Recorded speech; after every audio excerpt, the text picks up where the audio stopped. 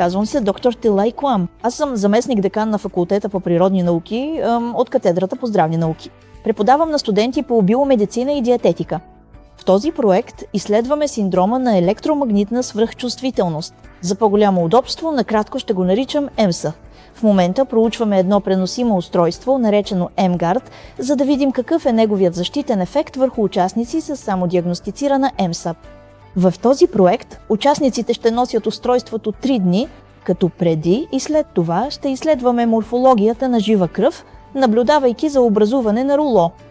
Освен това ще вземем плазма, за да изследваме оксидативните маркери, включително маркера за протеини на топлинния шок, както и хистаминовия маркер, и ще разгледаме алергичния маркер, като този за малондиалдехид, а също и невромаркера, който е маркер за серотонин.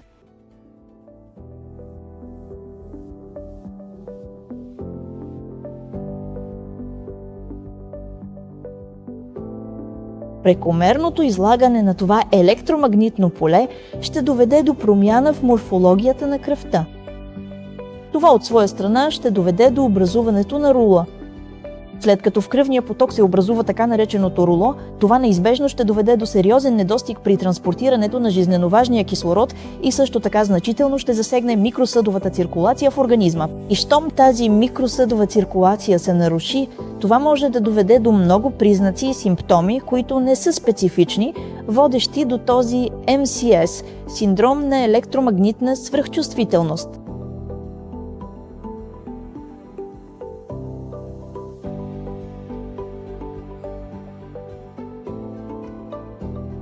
Бих искала да отбележа следното. Вместо да говорим за образуването на руло като за биологичен или биомаркер, бих казала, че това е предварителен физиологичен показател, че някой е изложен прекомерно на определено електромагнитно поле. Нашите нормални червени кръвни клетки имат отрицателни заряди, които ги заобикалят. И при прекомерно излагане на това електромагнитно поле, всички тези заряди могат да бъдат намалени. Отблъскващите сили ще намалеят, тогава всички червени клетки ще се агрегират и ще се натрупат една върху друга, водейки до образуването на руло. Всички червени клетки се агрегират и засядат в циркулацията, което може да повлияе на микросъдовия поток и всъщност да причини смущение в нормалния кръвоток.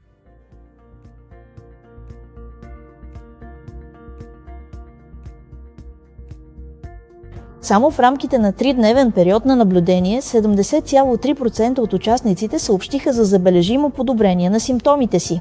Наблюдавахме и 50,7% намаление на агрегацията на кръвните клетки, което е значимо, тъй като подпомага по плавния кръвоток, подобрява микроциркулацията и по ефективното доставяне на кислород и хранителни вещества на клетъчно ниво. В допълнение имаше 59,5% ръст в нивата на серотонин, подпомагайки по-добро настроение, сън и когнитивна функция.